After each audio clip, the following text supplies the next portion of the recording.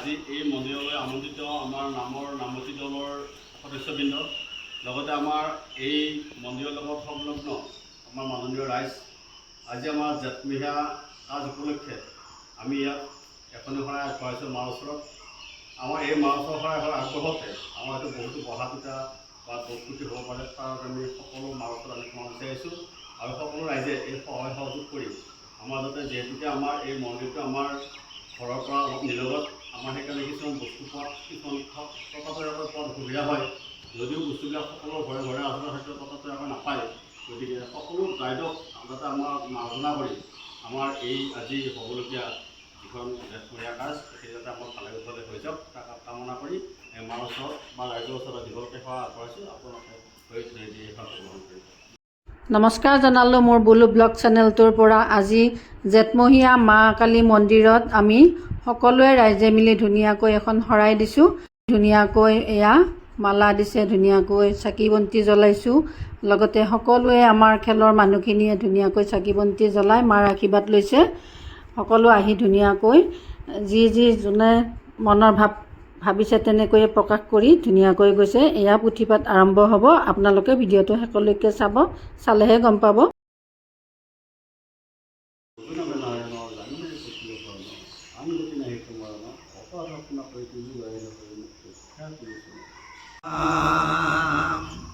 সিটো বাক্য মই ঘৰে শংকৰৰ কলেহে বৰণ খেদি আছে পৰম সন্ধানে। সিদ্ধমুনি বিদ্যাধৰ যত দেৱ নিৰন্তৰ আনুসভা বিদ্যমানে। এচমৰীয়া দক্ষৰ খাপ সিদিত লাগিলা তাপ যেন অগ্নি প্ৰচণ্ড বতাহে। আনুযত নিন্দা ছয় ঘুমৰীয়া মঘা কয় ও বুলিলন্ত সাক্ষীয়া মখে। মণিমন্ত এতিয়া ইটো সিটোক লগ ধৰি লৈ যাব। অ শংকৰৰ বাহন অভিসভাদি কৰি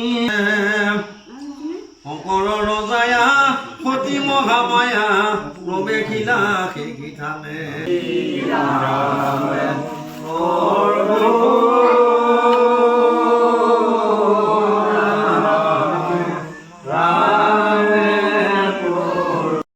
এতিয়া পুথিপাঠ চলি থকাৰ মাজতে আমি বুন্দিয়া ভুজিয়াৰে একাপ একাপ লাল চাহ খাম সকলোৱে মিলি। তাৰপিছতে আমাৰ আয়তীৰ নাম হ'ব। গতিকে নামখিনি আপোনালোকে শেষলৈকে চাব, শেষলৈ চালেহে ভাল পাব। এয়া আৰম্ভ কৰিছোঁ আমি সকলোৱে।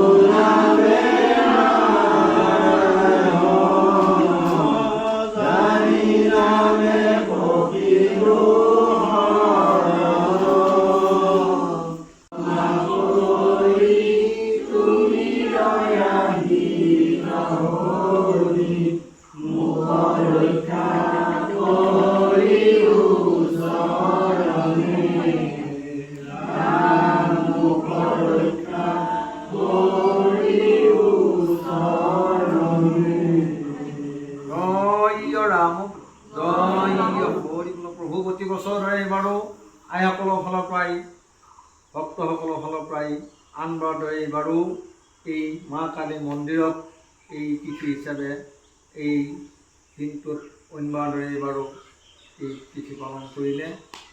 মা কালীৰ নামত এই গোসাঁই কৰিলে। আইসকলৰ ফালৰ পৰা নাম কীৰ্তন ভাগৱত পাঠ অৱশেষত ৰাইজৰ ফালৰ পৰা আইসকলৰ ফালৰ পৰা সেৱা লৈছে। মা সন্তুষ্ট হওক। এতিয়া আমাৰ নাম প্ৰসংগৰ লগতে পুথি পাতো শেষ গ'ল। মাহ প্ৰসাদৰ কাৰণে যাৰ যোগাৰ কৰি থকা হৈছে, এয়া সকলো কাৰণে ৰেডি কৰিছে মাহ প্ৰসাদ। আমি সকলোৱে মিলিজুলি ধুনীয়াকৈ মাহ প্ৰসাদ খাম। তাৰ উপৰিও আমাৰ মহাপ্ৰসাদ আছে, নিৰামিষ ভাত। গতিকে নিৰামিষ ভাত খাবলৈ আমি প্ৰসাদ খোৱাৰ পিছতে যামগৈ। গতিকে আহকচোন, নিৰামিষ খানাত কি কি আছে আপোনালোককো অকণমান দেখুৱাই দিম। নিৰামিষ খানাত আছে দালি, লগতে ৰঙালাও চয়াবিনৰ তৰকাৰী, আৰু আছে লগতে পনীৰ তৰকাৰী, আৰু এয়া খুব ধুনীয়া সৰু সৰু আলু ফ্ৰাই। গতিকে এনেকৈয়ে আমি এসাঁজ খালোঁ। আৰু লগতে আছিলে মিঠাই আৰু দৈ। গৰমৰ কাৰণে দৈ খাব লাগে, দৈ খোৱাটো খুব ভাল। গতিকে এনেকৈয়ে আমি এসাঁজ খালোঁ। ফ'ল' কৰিব, ধন্যবাদ।